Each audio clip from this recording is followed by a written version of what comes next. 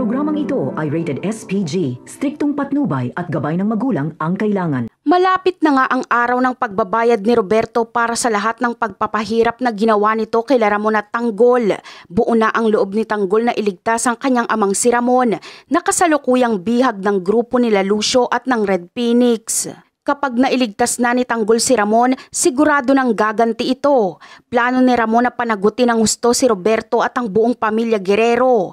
Dahil sa sobrang galit ni Ramon, wala siyang balak na itirang buhay sa kanila.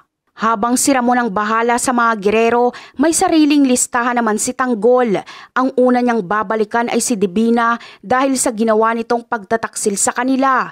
Isusunod niya si Miguelito na siyang pumatay kay David. Hindi rin makakaligtas si Lucio. Siya ang pangatlo sa mga haharapin ni Tanggol dahil pinatay nito ang kanyang kaibigan na si Oweng.